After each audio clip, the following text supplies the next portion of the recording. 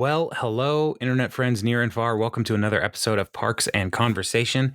This is a podcast where we watch an episode of Parks and Recreation, and then we talk about it. And by we, I mean myself. My name is Jason, and I'm joined all the way across town by the power of the internet. Jeremy, say hello, Jeremy. Hey, how's it going? I feel like it's almost like He-Man, like Grayskull. That's what I've been going for this whole time. Oh, really? Yes. For like a year and a half? Yeah. Cool. I'm excited for all the other jokes that I'll get in a couple months.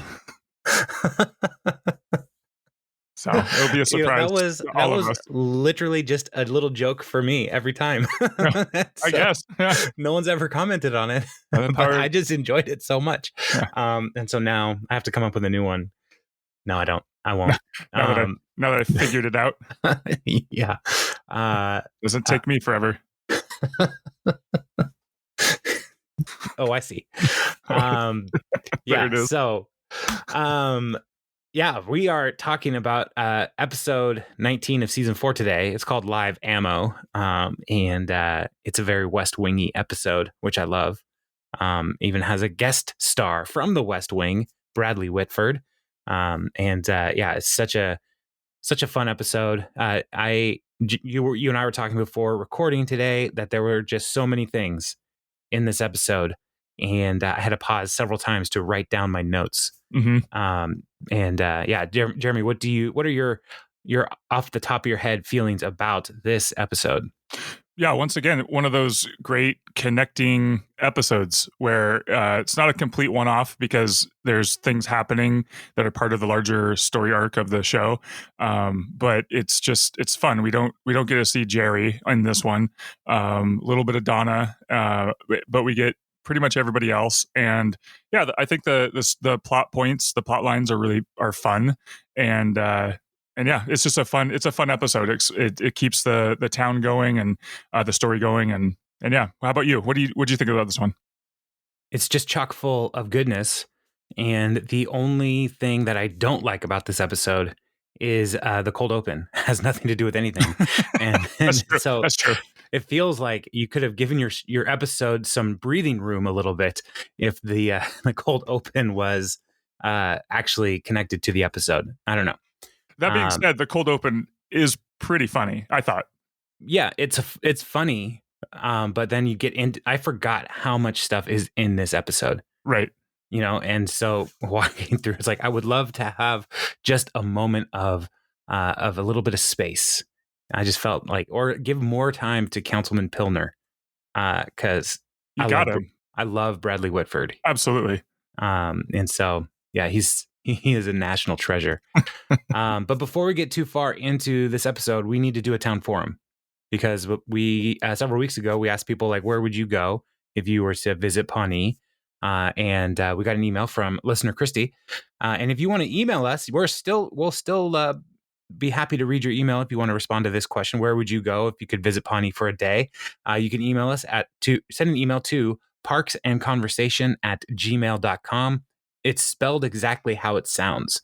And so please let us know what you would do. And Christy, she says this: if I was going to visit Pawnee, I would start the day at JJ's Diner for waffles. Mm-hmm. I'd go to Ramsett Park for a walk, tour City Hall for the murals, but maybe skip the 4th floor. Good call. Then do a drive-by tour of the pit that is now a park, the smallest park, and the library. No need to go in. Punch Burger for lunch in the afternoon, visit Sweetums Factory and the Snow Globe Museum, see the little Sebastian Memorial, do some shopping at Tommy's Closet and food and stuff, then go to Tom's Bistro for lunch, and ending the night in Eagleton to attend a Duke Silver show. And if she could work it out, she would go during the time of the Harvest Festival.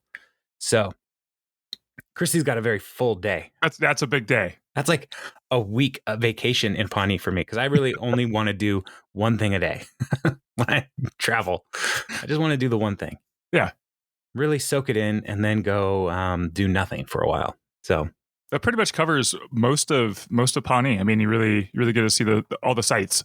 Mm-hmm. Mm-hmm. Yeah. There's some things though that we have not yet talked about Tommy's Closet and Tom's Bistro and that kind of stuff. So listener, if you're going through this with us one episode at a time, I'm amazed, first of all. But there's Christy gave us some foreshadowing for things to come. So always stick with us for the latest breaking news on Parks and Recreation podcast talk on a show that's over 10 years old. So, so this episode, man, let's just dive into it, and we'll start with the cold open, which I said, is the least relevant cold open, right? Connected, yeah. Yeah. Jeremy, how would you sum up this cold open? Tom lives in a spa. Yeah. That's good. I was hoping that you'd say a little bit more so that I could drink some of my coffee. Oh, okay. They're kind of making fun of Tom for just like, so I feel like it's implied that it's over the top. But then I was thinking, it's like, I wouldn't go out and try to create that environment for myself, but I wouldn't not enjoy it. Like it looks like, yeah, who doesn't want chocolate covered almonds in Sudoku? I mean, maybe not in the bathroom. That's like the food part. That was the part that kind of weirded me out just a little bit. Wait. There was food in the bathroom? Yeah, didn't he had chocolate covered almonds in the bathroom, didn't he? Like a little plate, No, that was in the sink. That was at the kitchen. Oh, cheese plate with by Adriatic figs. Yes. Yeah. Okay. In the bathroom, he had eye cream, unisex cologne, lip exfoliator, chocolate. Oh, he did have chocolate covered almonds in the bathroom. I thought so. My word, that's disgusting. Other than that, how do you know? How do you know those are chocolate covered almonds? Well, yeah, right. It's like that. Oh, that scene in Caddyshack where is it Caddyshack where there's this it's okay. Baby it's Ruth okay. in the pool. This is chocolate. Oh, yuck. Interesting. I totally missed the chocolate covered almonds part there as I was watching. Yeah. Tom's apartment. Anne says that she's ready to say she's in love with Tom's apartment. Yeah, because it's what Leslie calls girl heaven, which it's like blankets and soft pillows and all these amenities. And Leslie asks him, like, did he do this for you? And Anne says, no, this is always here. It's just there. This is what it is. When does he have time? I don't know. But, single dude. I don't know. Maybe he has it delivered. But we do know this. Anne points out he's deeply in debt. But who cares? It's not Anne's problem. So, so that's the cold open, is basically Leslie sneaking around to come to Tom's apartment so Anne can give her a tour of all of girl heaven. And enjoy all of the soft blankets. So many soft blankets. So, yeah, I wouldn't really like that. It seems like it would be a museum of poshness. And I don't know if I would ever really get comfortable. You're like, you'd be too, like, being surrounded by all that luxury would make you uncomfortable. Mm-hmm. Mm-hmm. That's how I feel. Okay. So, you might need to meditate on that. Oh. Maybe there's some things I can learn about in this episode about meditation or spinning cones of meat. Which both food for the soul. Oh man. After watching this episode, I was like, I know what I'm doing for lunch today. Heroes? Yes, sir. I'm home alone. So no one's going to tell you no. No, I don't have to run this by anybody. Kids in school all day. Well, they're not in school all day. They have a doctor's appointment, but still I have to leave around lunchtime. I might as well go get a gyro. So, yeah, I'm pretty excited now. So let's hurry up and get through this. Okay, let's go. I'm ready. All right. So there's three main plots. And so we'll kind of follow the Leslie plot for a while. And then go back to pick up on the A plot or the B plot and the C plot, and then wrap up with Leslie's solution of the problem for this episode. How's that sound? That sounds good. Okay. Let's do it. So Leslie encounters Councilman Pilner, who is played by Bradley Whitford. And Pilner is the one who is putting together the annual budget for the city. He's been given this task. I don't know if he's the only one doing this. I don't know if the city council works on it together. I don't know how they do this, but he's the one who's going to do the final process of this whole budget. And so Leslie comes and asks for just a moment of his time And he says, make it quick. And then she goes into talking about the Ken Burns documentary about the national park system. One of my favorite jokes, right? Just right off the bat, make it quick. In the Ken Burns documentary. Leslie has never known how to make things quick. And then he's like, you got to go quicker than that. He's like, well, you should still watch the documentary. And so it's only 17 hours long. It's so good, though. It's so good. Let me pause. I haven't finished it because every time I put it on, it's so like calming that I fall asleep. And it's not because I'm not interested in the content. It's just basically a screensaver with narration. It's awesome. do you pull up a soft blanket? Well, my wife made quilts for our family. And so I have a blanket. Okay. That it's a very heavy, and that also helps with the it's like going to the dentist and getting x-rays, like a weighted lead blanket, and just like, oh, this is wonderful. And I fall right asleep. Usually when Teddy Roosevelt goes to Yosemite and John Muir is like, isn't it great? I'm like, yes, it is great. And I fall asleep. So I may have some of the details wrong. I'm already yawning. But Leslie is like, hey, listen, I see you're trying to reduce parks budget by 8%, and I want you to not do that.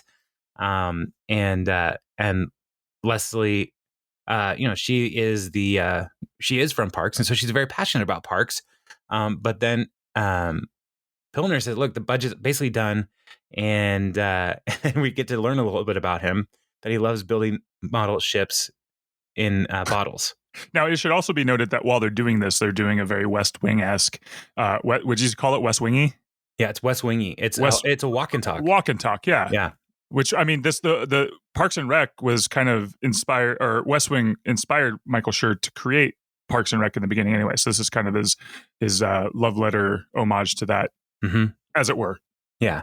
And in the West Wing, I mean, I would do a West Wing podcast as well if, the guy from Song Exploder didn't already do it and just do it really well. But they do a lot of this walk and talk. Everybody's like got quick responses and repartee, and it's like all the smart people in the White House are all the smart people in the world. It feels like when you watch it, and then you just go through America experience, and you're like, that's not true.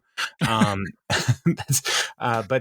so in the West Wing, there are these moments where there's little life application from the experience of the characters, right? And so this is one of those moments where Whitford is saying, as Pilner's like, I love building ships, but when the ship is done, I put a cork in it, put it on the shelf, and I move on. It's like, it sounds like such a high stakes like tone for model ships. Right. I move on.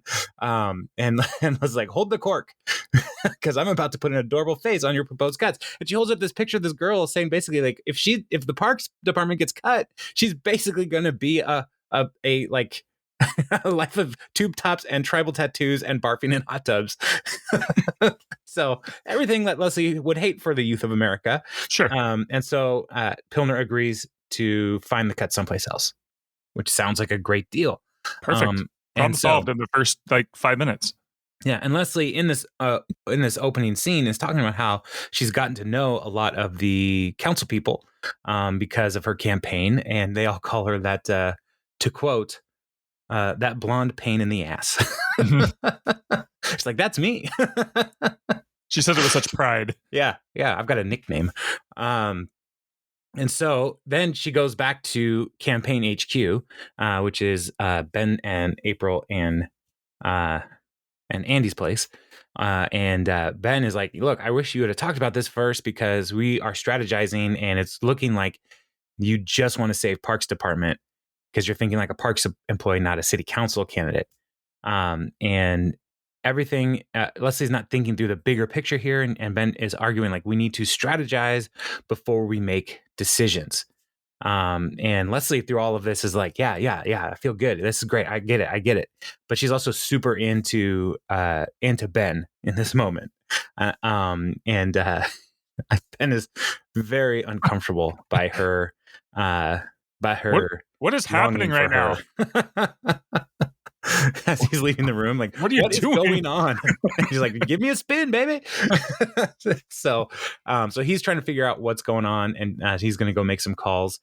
And then when they come back to this plot, Ben says, look, we are the opposite of okay, because to keep money in parks, they're going to shut down the West Side Animal Shelter. And so that money, the shelter's going to close. And April says that's where Champion came from. And Andy's like, what are they going to do to the animals? And then Ben is like, well, they'll be, and he makes a face of like, not okay. But Andy's response is fine. And Ben's like, no, that they'll be, and he does the face again. And then Andy gets it that all these animals will be put down. So, and then as that's happening, Jerry's there and at HQ, and he turns on Perd Hapley's show, the last word with Perd, or have you heard with Perd, or Perd News. I don't know which episode of Perd's show it is. And Jennifer Barkley's on Perd's show saying essentially that Leslie Knope, as a government bureaucrat, was able to use her influence to save her parks department. Even though that would lead to the animal shelter being closed down. And then she says, I'm not saying that Leslie Knope is a dog murderer per se. I just think that her actions raise some questions. Like, for example, is she a dog murderer? And Perd is just the best person to have in this situation. He says, well, I don't know the answer to that, Jennifer, but your tone makes me think, yes.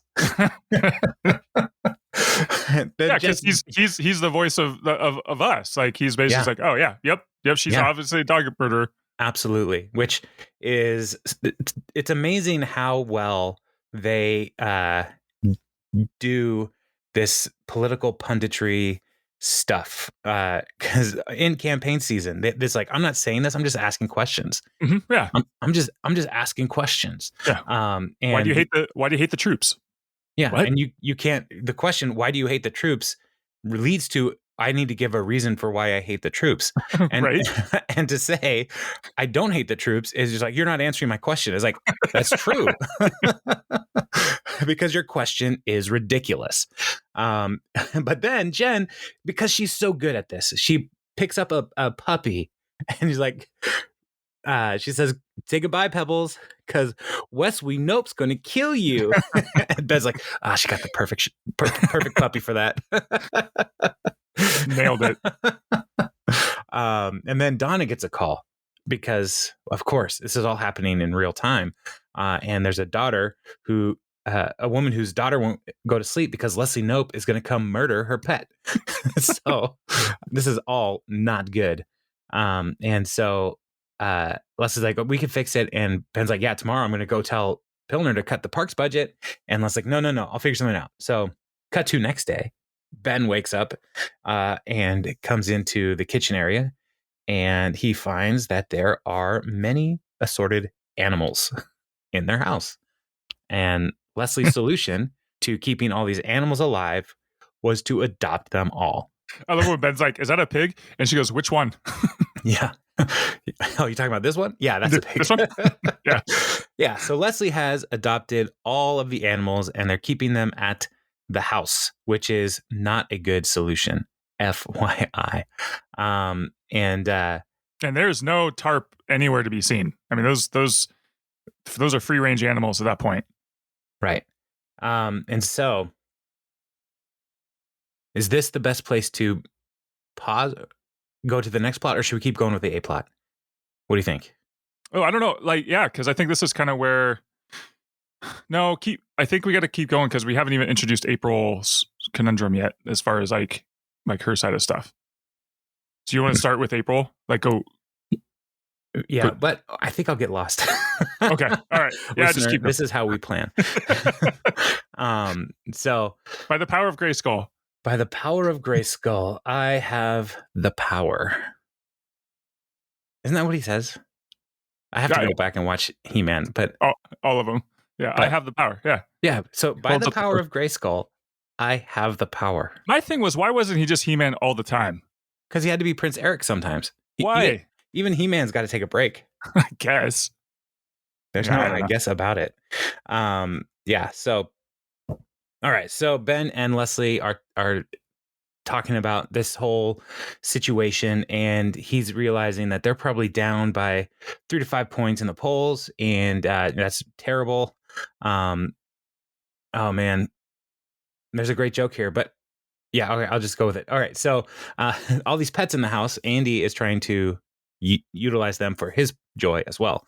And so Ben reaches into a dish that he thinks is snacks, right? And he's like, bites into it. He's like, oh, that's a dog biscuit. And it's like, oh yeah, and he put them on the table because he wanted to have all the dogs play poker. And I love that they show the shot, and there's like hands of cards out and poker chips ready for them to play. Like they're just going to saddle up there and just know how to play poker.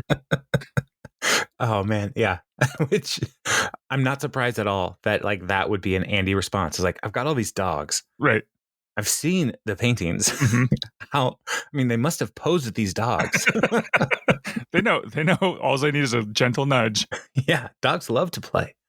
And he's like, maybe they don't know the rules. And so then he was like, he probably spent the rest of the day like, how do you teach a dog how to play poker? Dogs are terrible at bluffing. I know this. And so they start looking through the budget, trying to see what they can do. Leslie goes, she finds something that could be it. And she's like, this is it. And so they go and they run to see Pilner. And Pilner's just like, there's not enough money to do the things you want to do. You're trying to fit 2 ships into 1 bottle. Take it from me. You can't do that.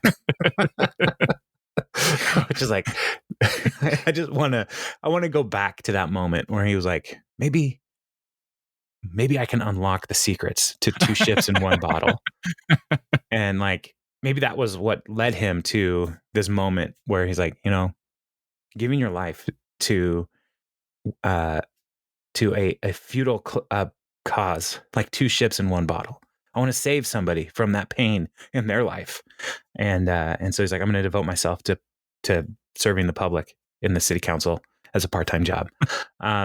Maybe. I don't know. I think you got to invert them, like Top Gun style, right? Like one above and 1 below. Yes. Yeah, that's it. But so you have to glue it to the top. Or the bottom. Depends upon what's the top or bottom. Exactly. They are bottles after all. They are bottles. They do roll. I think really the problem is Pilner.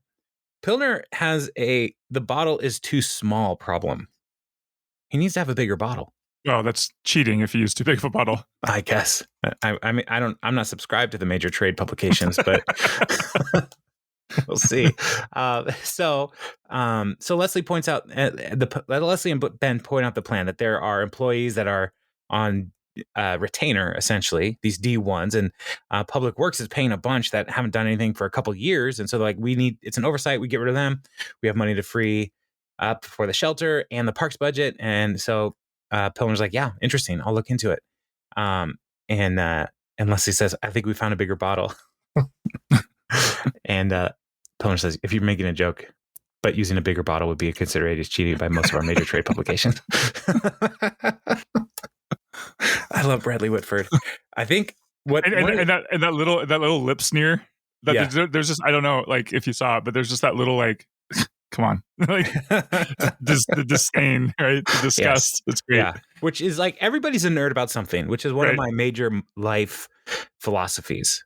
Everyone is a nerd about something. And when somebody comes to you in the realm of things that you're a nerd about, and they try to like share new insight, it's like, no, that's not it at all.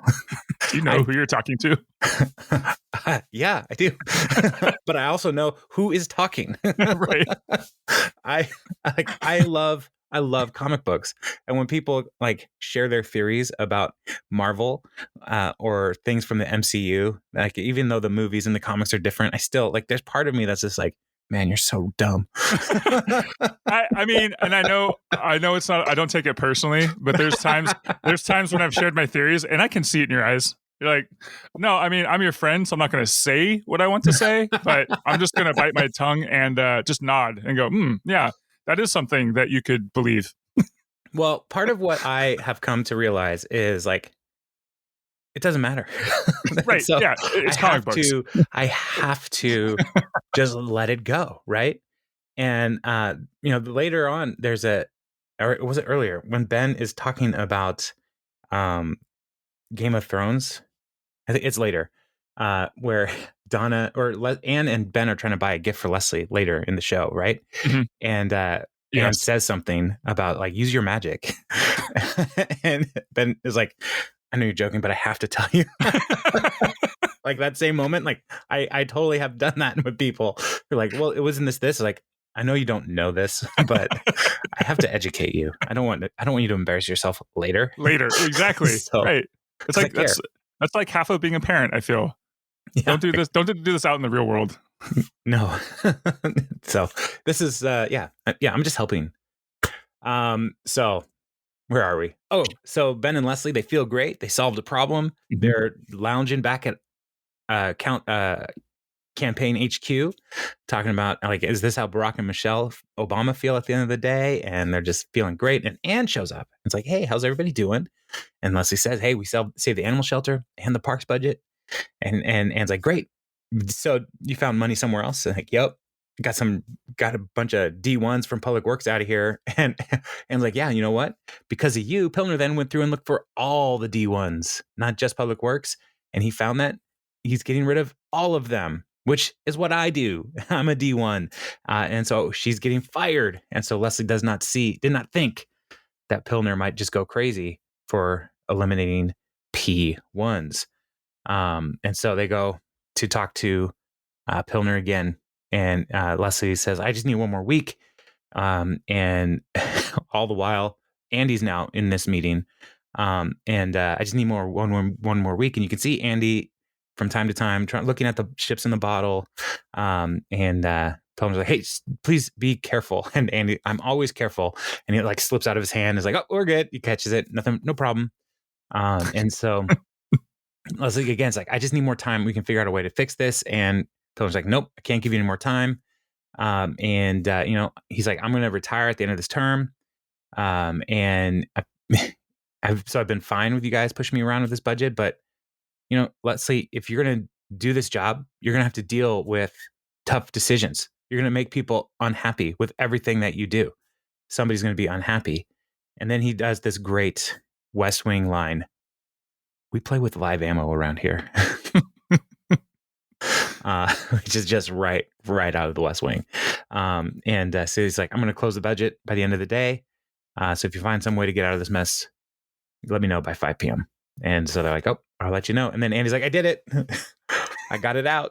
And he's holding the ship that he got out of the bottle. And Pilner's like, you don't take the ship out. And Andy's like, here you go. There you go. And at the beginning, I was like, why is Andy even in this meeting? Comic relief to get the ship out of the bottle, right? Because at first when he dropped, I was like, oh, okay, that's kind of funny. And then I remembered, oh, that's right. He took the ship out. Did you notice in the background? And I looked this up on IMDb because I forgot about this from the show, but there's the cocktail napkin in the background, and he has one that says Pilner for Pawnee, which Whitford's character on The West Wing has one that says Bartlett for America. Right. So I just thought that was kind of interesting too. Yeah, it's a wonderful little West Wing tribute episode. I love it so much.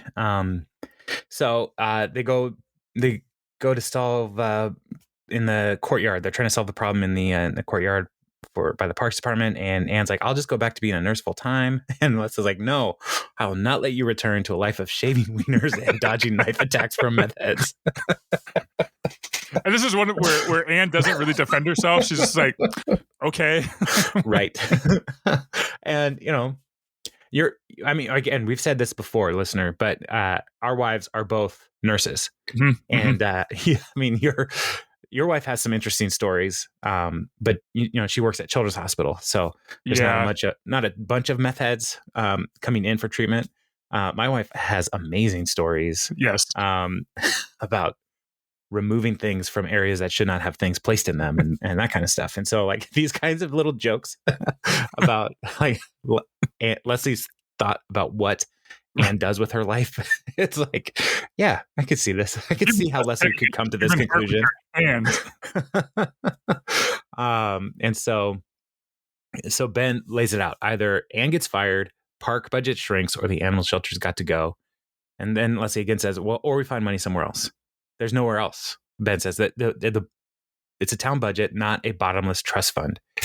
And then Leslie is like, oh, wait, hold up. Stop talking. I'm putting an idea together. And they keep trying to interrupt and talk to her. And she's like, no, shut up. Shut up. Shut up. Oh. All right, I've got the complete idea. Ben, I'm going to commit political suicide.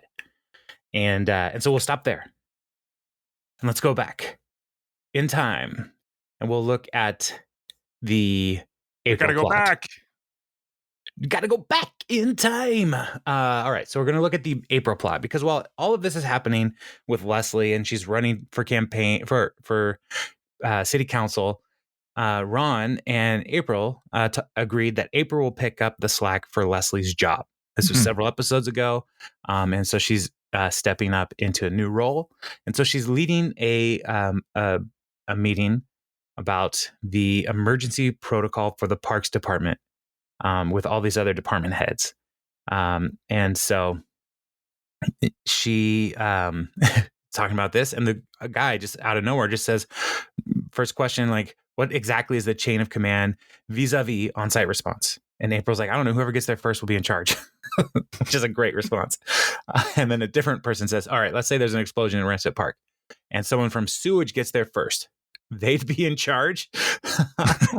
And that different person was Chelsea Peretti. Oh, it was. That's right. I was looking down and writing things. Oh my gosh, you're right. Yeah, Chelsea Peretti was a writer for this show. She was, yeah. Well, this episode.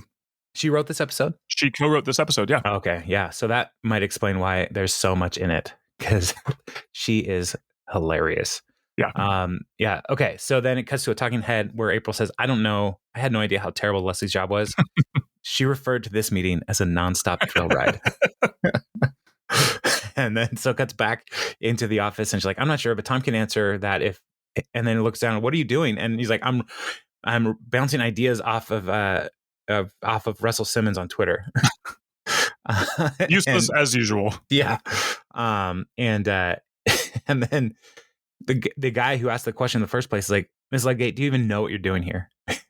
And she says, all due respect, Mr. Hamster Penis, but no, I don't. My name is Giles.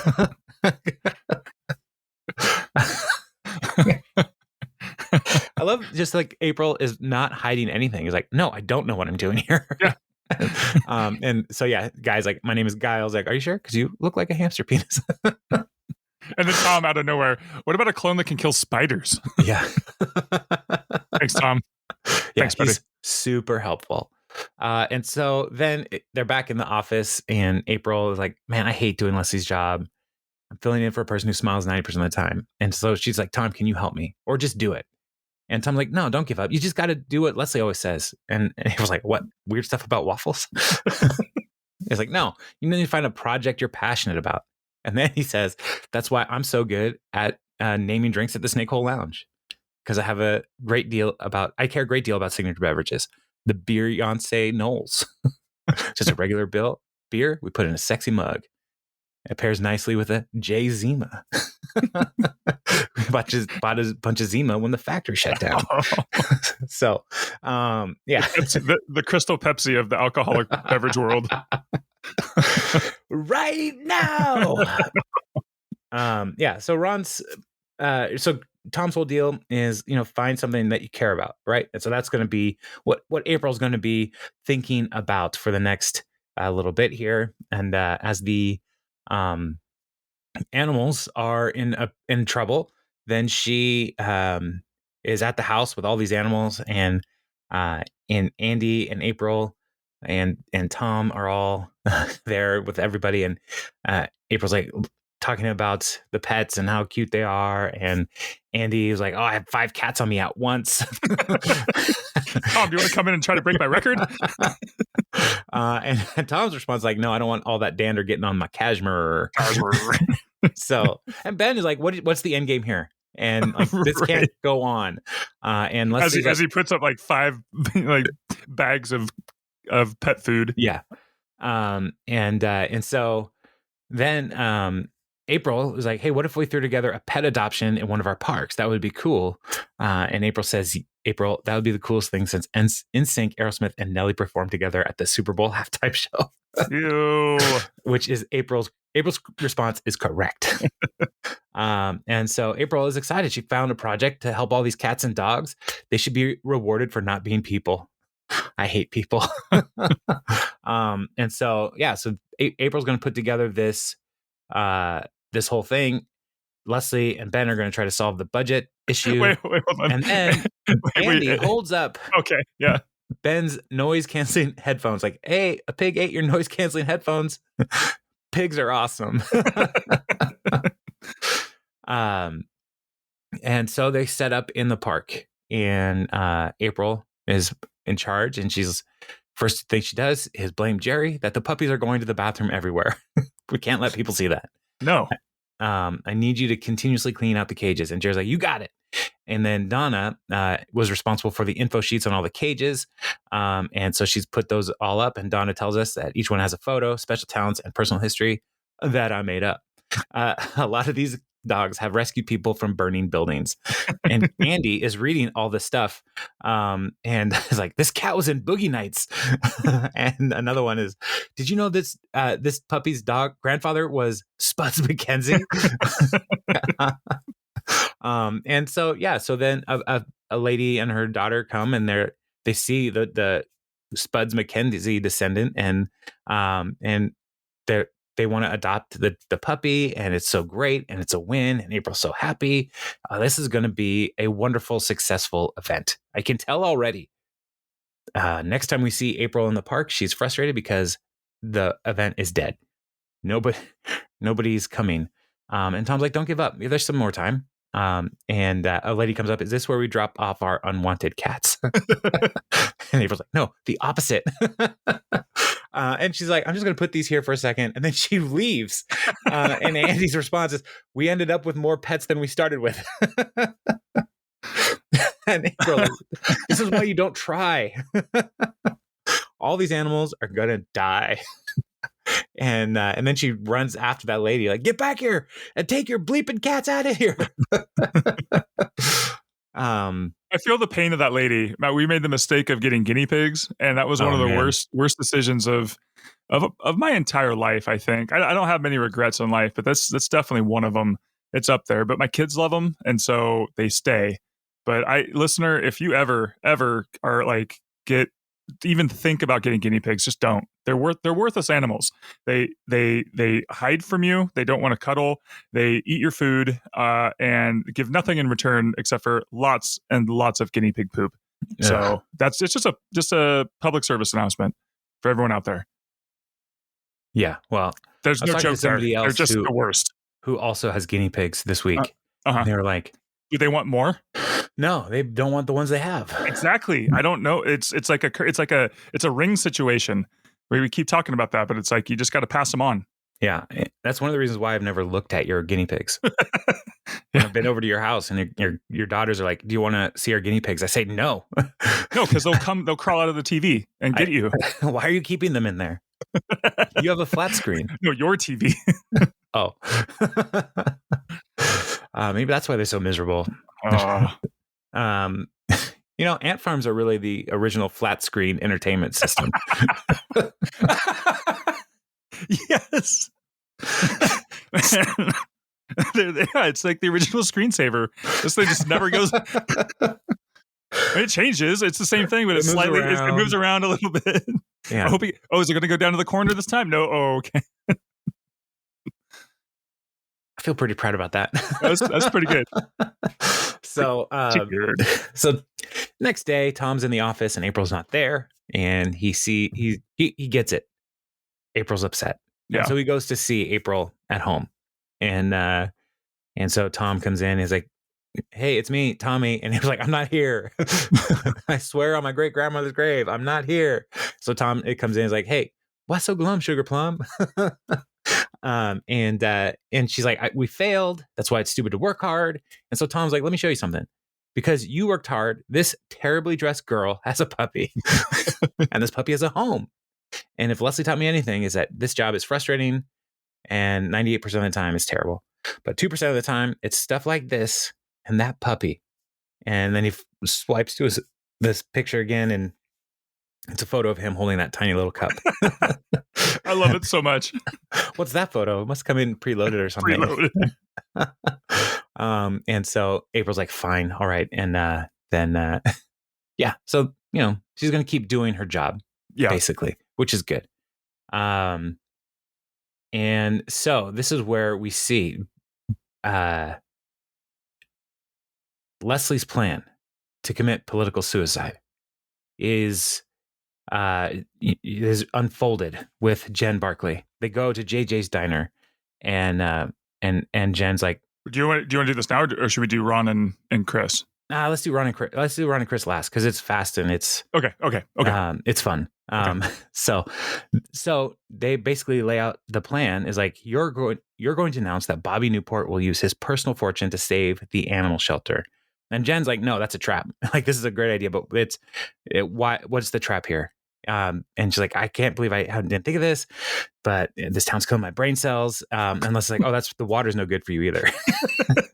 And she's drinking and she spits out the tap water. And so they say, listen, in exchange for this, low key spit take. I love it. Yeah. Like, you're going to get these points for rescuing the animal shelter. And they're like, we just want you to do no more puppy killer ads. Mm-hmm. That's all we ask. And then Jen's like, well, what's going to stop me from just saying yes and doing the ads anyway? And then they said, because we told the Pilner that if you don't do what we said, then he should cut the Parks Department, and they'll leak out that it was Leslie's decision, so she seems tough and fair. Mm-hmm. And Jen's still like, okay, what's in it for you? And Leslie said, home for the animals, job for my friend, full parks budget. And Jen's like, come on, what's your angle? This is a home run for us. We're going to dominate the news cycle for a whole week. And Ben's just like, you can have this one. We'll take the next one. Again, so West Wing. Mm-hmm. We'll take the next one. And then they're like, what makes you so sure? And Leslie's like, we got a debate next week, and Bobby's going to have to show up. He's going to have to open his mouth. And I'm going to kick his butt. And then they leave, and they're like, she'll take care of the bill. And they just walk out. See you next week. I love that because and the realization on Jen's face is like, it just got real, because Jen can be the face of the campaign, but as soon as Bobby gets in front, it's like, oh, she can't. There's nothing she can do. Right. She can't stop him from being Bobby. Right. And she knows she's right. Yeah. Leslie came up with a great plan. Everybody benefits. Even Bobby right now benefits. Yeah. Which is great. And through this campaign up to this point, Leslie's been behind the 8-ball. She's been playing catch up and everything's going against her. And even this feels like a loss, but at the same time, it's her first kind of political win. Like she's got her cornered a bit, and she doesn't win the battle, but ultimately it's going to help her win the war. So right. She's finally being political in a way. It's great. Yeah. She's doing the work, and it's going to be great. And so, yeah. So this also sets up a forward promotion for next week's episode, which is the debate, which is fantastic. Mm-hmm.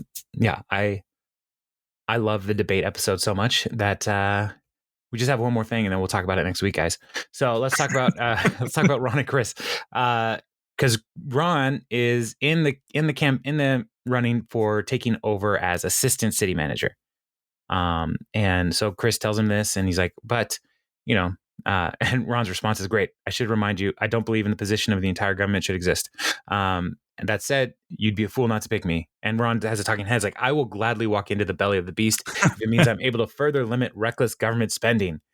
I have so many ideas. Some are like take down traffic lights, eliminate the post office. The bigger ones will be tougher, like bring this crumbling down. And so Chris says there's just one more vetting step in the process. And we're going to go and do a heart rate meditation center focusing on consciousness, breathing, and opening the heart chakra. And Ron's like, I'm not interested in that. And Chris is like, well, no, you have to do it. We're very different. And this is one of the ways that we can see if we'll be able to work together. And so he's like, trust me, you'll love it. See you tomorrow. Wear your yoga pants.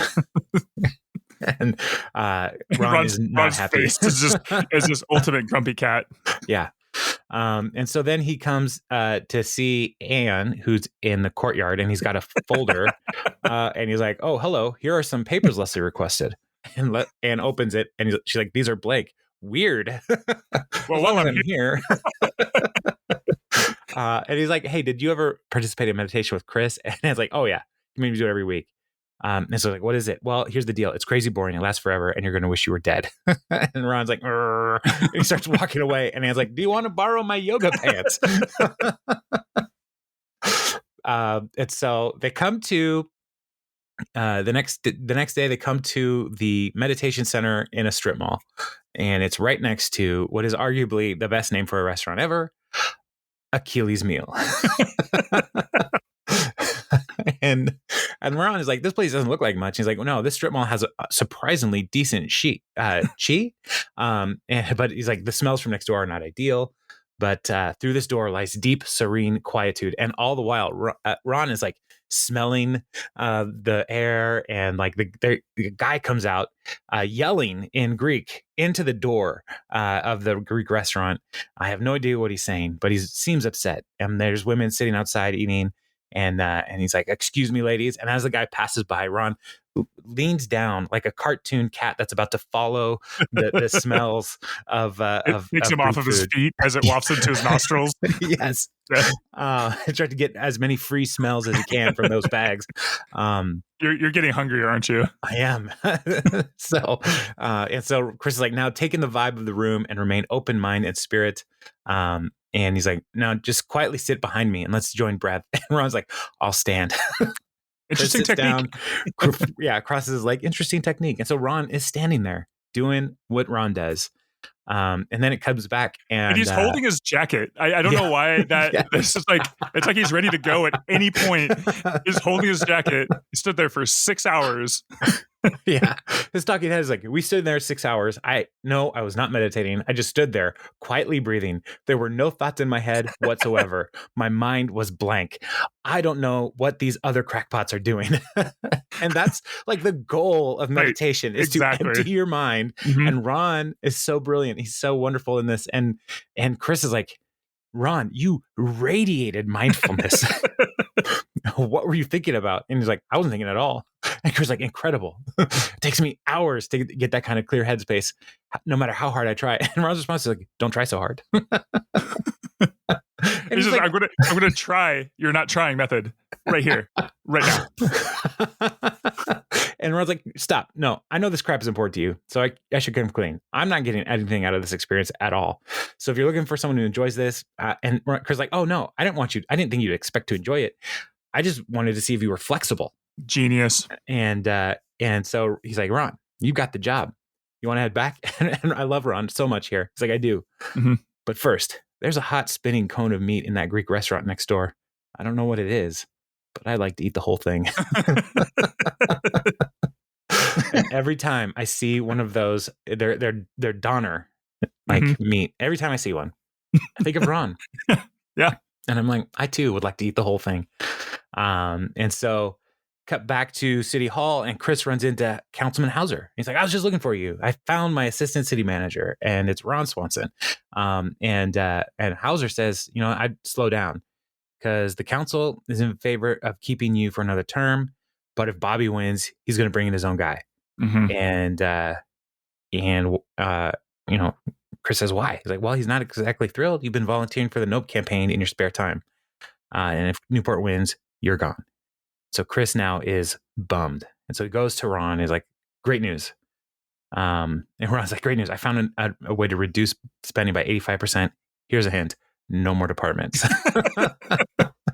Chris is like, that's crazy. And a practical plan might just have to wait. Turns out Bobby, if he beats Leslie, is going to appoint his own city manager. So I may have offered you a job. I have no authority to offer you. And Ron's like, all right, well, that is disappointing, but don't worry about me. I'll be fine. And Chris is like, you know what, grand scheme of thing, who cares? We're all just molecules floating around in random patterns devoid of meaning. So again, I'll see you when I see you. One of my favorite things about Chris is that he is so like just top or bottom. Like he's just super full of energy or just massively depressed. He cannot regulate. He can't regulate. And this is one of the reasons why meditation may be so important to him, because he cannot figure out a way to just be. Right. Whereas Ron, that's his whole vibe is just be. Right. And so Chris is going to leave and he's like, no, stop. We did things your way. Now we're going to do it my way. And he pulls out some scotch and some glasses, Prepare to experience true freedom and bliss. Is Lagavulin? Yeah. And so they cut back to Chris drinking. He's like, I don't usually poison my body with dark alcohol, but this whiskey is excellent. And Ron is like, listen, I'm not one for positive thinking or visualization or meditation or really anything in the world that you believe in. and Chris's reaction shot at the camera is like, come on, man. But he's like, there might be an upside for losing your job. He's like, you would no longer be a government parasite sucking the lifeblood from honest, hardworking people. Instead, you'd contribute to society like a man. That just might be one good thing. I'm sure there are others. And as he's saying this, Chris is looking out the window and he sees Anne walking by. And like, I'm sure there are. And, right now, Anne is with Tom. But Chris has a yearning for Anne. Mm-hmm. And because of their roles in the government, he cannot have a relationship with Anne. And so that's one of the things that he's thinking about. Maybe if I lose my job, maybe I can pursue this relationship with Anne. So break her and Tom up. So Ron's trying to cheer him up by basically saying everything you believe in is worthless, but also you won't be a parasite. So cheer up, champ. So, and then the credit scene is great because Chris comes like, hey, here's my buddy. And he's coming into Ron's office. Cranium. It's a board game. Heard of it? It's literally the most fun I've ever had. What do you say? After work, you, me, whiskey, wheatgrass, cranium, Ron? And Ron is just staring into the distance. And April comes in like, sorry, he's meditating. He asked me to tell anyone who came in that he wishes to remain undisturbed so as to better clarify his headspace. And Chris is like, oh, Ron, I'm so sorry. I'll let you get at it. And he leaves. And this is one of those moments where April and Ron are in tune. They're radiating mindfulness together. And it is wonderful. So that, my friends, is episode 19 of season 4, Live Ammo. So much fun. So much fun. There's so much stuff crammed in here. And I have a question for listeners, because team building in corporate spaces and jobs and all that kind of stuff is one of the things that people do. And sometimes it's fun and other times it's not fun. And so, listener, have you ever been brought into a team building experience like Chris and Ron, where you were like, this is terrible? And I would love to hear about terrible team building experiences.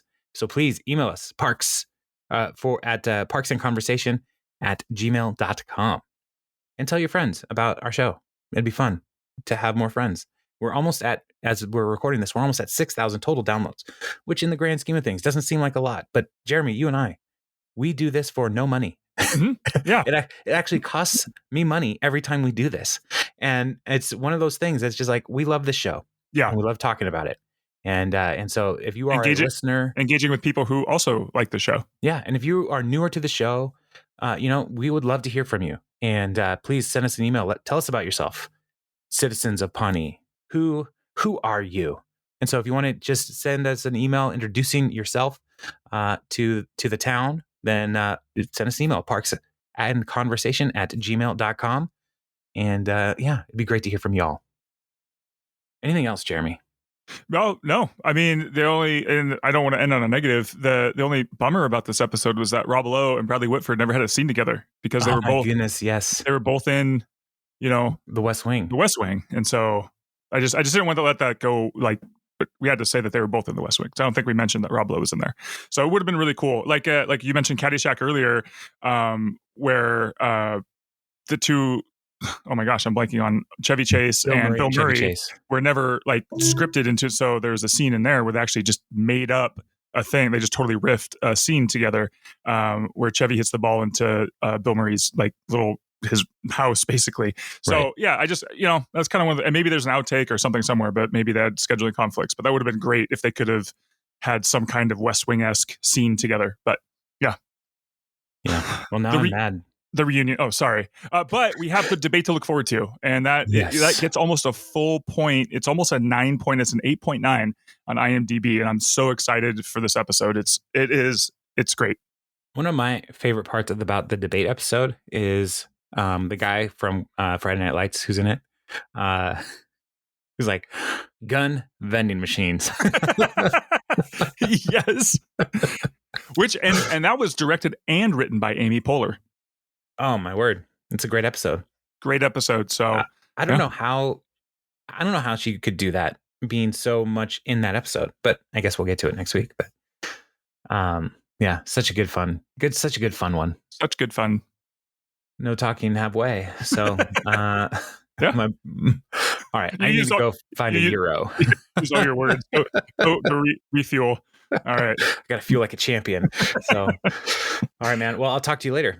Sounds good. Enjoy your spinning cone of meat. Mm-hmm. Bye.